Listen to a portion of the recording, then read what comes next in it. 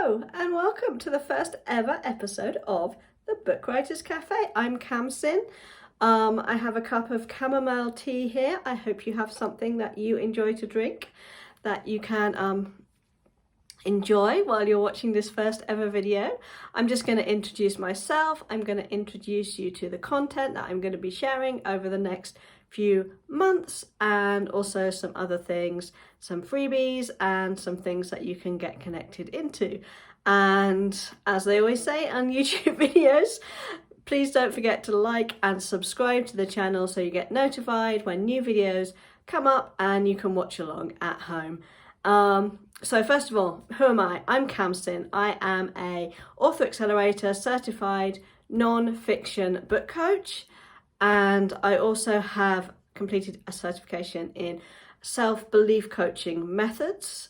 So I help people, women predominantly, who are HSPs, highly sensitive people, empaths, creatives. They don't necessarily fit into all of the boxes in the world. They're super sensitive, they're super creative, and they've got big things to say. You've got big things to say, I've got big things to say, but self-doubt and all the behaviors that self-doubt creates in us tend to hold these women back. And so we get to the root causes of what's going on, what's holding you back, and help you to step into your most creative, writerly, most curious, most compassionate, most writerly self, whether or not you identify as being a real writer. Doesn't really matter. What matters is you've got something to say and you want to do it through the written word, and that may support other creative outlets that you have. Perhaps you're an artist or a musician or a small business owner, which is a super creative way to spend your time. Whatever it is, if you see yourself in any of those things, then you are in the right place. If you want to write a book, either now or in the near future, then also you're in the right book. What I am going to be sharing in these Book Writers Cafe videos is my own journey to complete the book manuscript that I have been working on. So I started working on this in maybe I started at the end of 2018. I did the bulk of the work through 2019, and I worked with a book coach to put together that manuscript, and then we moved to Singapore. I lost my mum, the pandemic happened, we moved back to Japan. I'm in Japan, although you can tell from my accent and my general appearance that I'm not Japanese. We moved back to Japan in January 2021, and we're actually preparing to go back down to Singapore this summer. So we've kind of been bouncing back and forth, and life has been full on for all of us in so many ways. So that book that I wrote in 2019 got shelved somewhat. I did some further training. I did my book coaching training. I did my self-belief training so that I can help more people, along with helping myself on this journey. So and it's a book about how to use the power of what is already available to you in the world and what is already available to you in your own heart and your own intuition to get unblocked, to find what it is you really want to do and how to make that happen, and what do you really value. I think we live in a world where many of us, maybe we get to our late 30s, our 40s or beyond, and we have been used to following a path that seemed the right thing to do. I graduated university with a degree in literature, in English, and I then started traveling not soon after that, but I became an English language teacher, and then in 2005 I got a master's degree in applied linguistics, and spent some years working in the academic environment here in Japan, teaching 18, 19, 20-year-olds English as a foreign language. And I did some research around that area, And I mean, I love linguistics. I'm fascinated by social linguistics. I'm fascinated by how language and culture shape our identity and how it sort of defines who we are, and learning new languages. And I speak somewhat okay Japanese. But that was, I think, like, being a teacher was the message that I received in my childhood, is the thing that you are supposed to do if you are a creative person in any way. And that, you know, obviously that my primary writing life, as well as the book I'm working on, is poetry. There's no money in that, right? You've got to go do something sensible and be a teacher, which is great. I am a teacher. I love teaching. I'm here because I love to teach you and I love to share my own journey. But that academic career, the environment was quite toxic. It was extremely misogynistic. There's all kinds of issues around the sort of the colonial legacy of what's called native speakerism, which is just the idea that if you're a native speaker of English, you're inherently superior to everybody else, even though in the world today, the majority of English speakers are non-native people, and most conversations in English happen between two non-native speakers of English, or two speakers of English who have learnt English as a second language. My husband is a great example. His first language is Japanese. He works with people from India, Singapore, China, Japan. Obviously he's speaking Japanese when he's working with a Japanese colleague, but or everybody else, most of the time it's two people who've learned English as a second language, using it as a language of communication to get their business and their work done. And yeah, so anyway, that, you know, there's all kinds of kind of political and other issues that go into that, but I realized that it felt like a sensible thing to do, and it did suit me in many ways, but then there was other issues, and it wasn't really my heart passion, for want of another word, to do that. And then when my son was born, he is about to turn 8 in 20 days time. It's the 2nd of May as I'm filming this. His birthday is the 22nd, and he just having that child, being at home with him, really made me you know, I just picked up books. He would be sleeping, he'd want to sleep on me, and there was nowhere to go really, and it was such a big effort to get out of the house anyway. And I was in a somewhat remote situation. I mean, I was in Yokohama, which is a huge city, but it was kind of hard to get anywhere where we were living, especially with a small baby. And so I picked up books. I started reading again, and as I read, this really sparked in me that desire to go back to the dream I'd had when I was much younger, to be a writer. And when I first travelled, I left the UK in 1999 to live in China for 1 year, 10 months to be precise, an academic year. And one of the things in the back of my mind was, I've lived a quiet, sheltered life. I've only ever really lived in England. I'd done some travelling. And so I was going to go to China and have this big adventure, and then I was going to go back and I was going to write about it. And I did sit down and start writing about that, and I've still got some of the things I wrote on a printout somewhere in amongst the files behind me.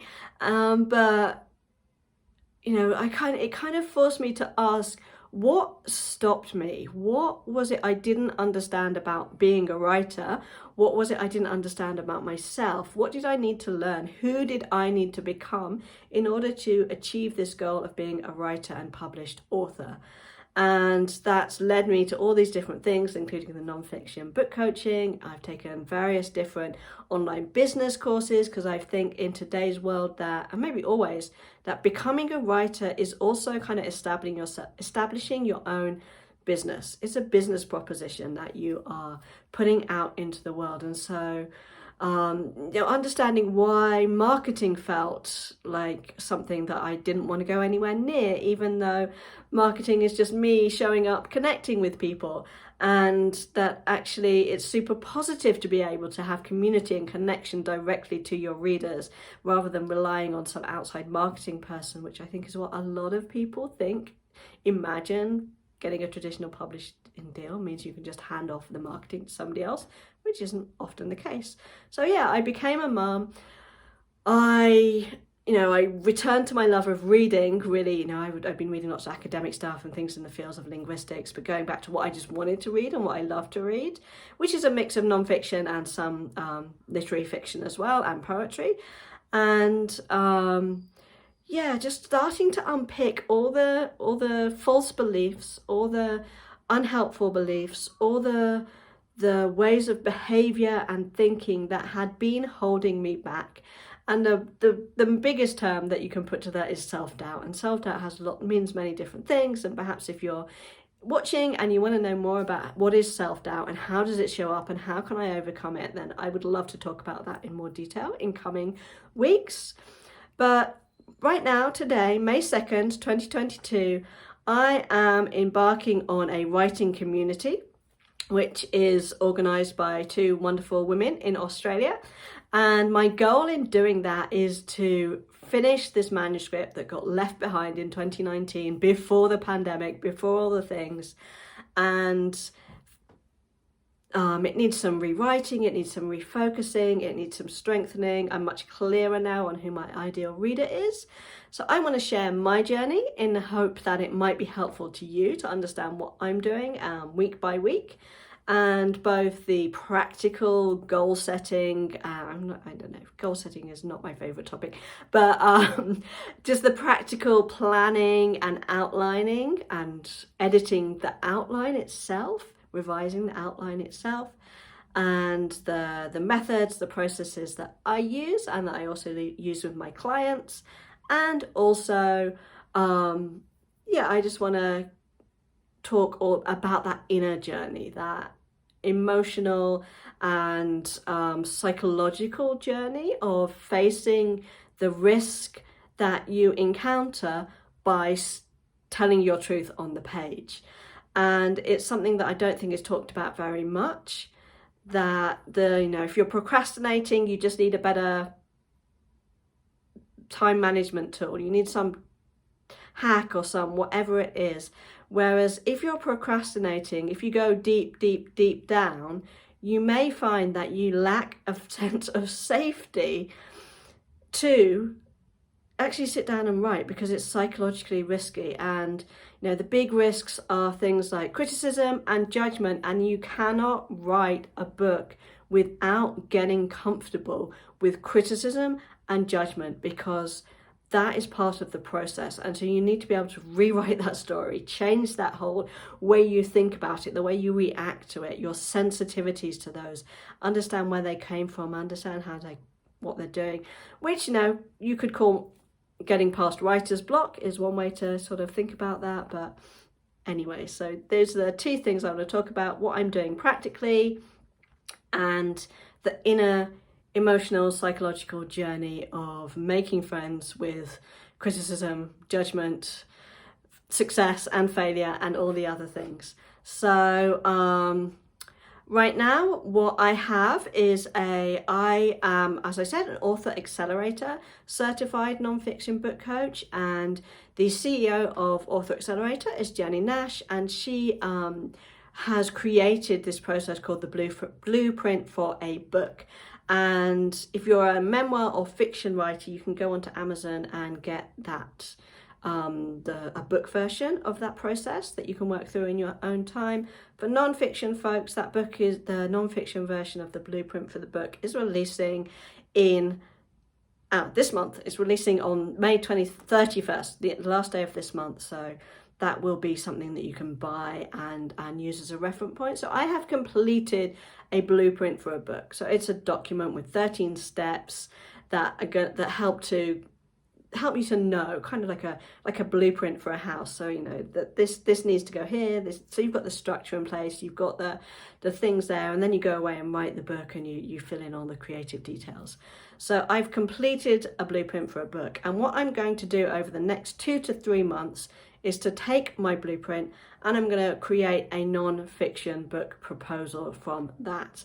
My goal is not to go after a traditional publishing deal. I might, if I feel that I've done enough on the platform building, which is a whole other question, a whole other topic for another day. I might look to some publishers that accept direct submission, with that proposal. But my goal is not to get an agent, and it's not to get a publishing deal.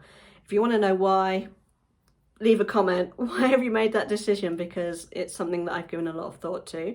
I want to keep to with under 25 minutes today, so I'm not going to go into that now. But a proposal is essentially a business plan for your book. It lets an agent and a publisher know what's going to go into the book. So for me as a writer, if I'm going to self-publish, or possibly I'll go with a hybrid press, and that's something on my radar right now, is that I've got the business plan in place. I know what this book is going to be. I know who it's for. I know how I'm going to reach people with that book. So that is why I am going to do that proposal. It also then leaves me open to change my mind about the route to the route to market that I want to take with my book. But at the moment, as I say, it's going to be self-published or a hybrid press. Don't know what hybrid press is? You can leave that a comment down below too. What's a hybrid press? Kamsin, tell me all about it. Yeah, so, and also because this is the process I do with my writers, my clients. So we kind of work through the blueprint first, we then put together a proposal, and then depending on their wants or needs, we go on to create the full manuscript before sending it to another editor to polish and get ready to publish. So I've always, when I was teaching English, one of the reasons I learned Japanese was I wanted to know what it felt like to be in a classroom and have somebody talking at you in a language you don't speak well, and then expecting you to respond to things and speak and use this language, because it's a very uncomfortable thing. And a lot of native English teachers often haven't learned a foreign language themselves, not all, some have. And so they don't understand what it feels like from the inside to be have somebody talk at you in a foreign language. And I think maybe it's the same with everything, that if I am going to walk my clients through this process, I should be walking through it myself. I should have that personal experience of having done this thing to really understand what it's like to take a blueprint, which I have done, and turn it into a proposal, and then turn that proposal into a manuscript. And also, I really deeply believe that it doesn't matter who you publish with or how you publish. What matters is you want to get your book into readers' hands. So this is the established kind of process, proposal to manuscript, that a non-fiction book goes through to get out in the world. So, going through that process is going to give you the best grounding in order to have the best book that your readers are going to, they're going to read it one day in the future. They're going to send you emails and say, thank you so much. I'm really grateful that you wrote this book. And, that's what it's all about at the end of the day. It's that magic of making a connection with somebody through space and time, through the words that you've put on the page. So, yeah, that's what I'm going to do. This week, I'm kind of starting with some planning, setting some goals, figuring out which parts of the proposal I'm going to tackle week by week. So I'm going to start off this week looking at the audience analysis. So next Monday, we can talk a little bit about your audience analysis. What is that? How to do one? And if you're also writing a non-fiction book and you want to kind of go along with me, then you can do that as well. Otherwise, this is going to be a reference for people for sort of future times. Okay, so I managed to get to the 20-minute mark without going over that. I was giving myself 25 minutes at an outside. So thank you for being here, and I really appreciate it, and I look forward to seeing you again next week.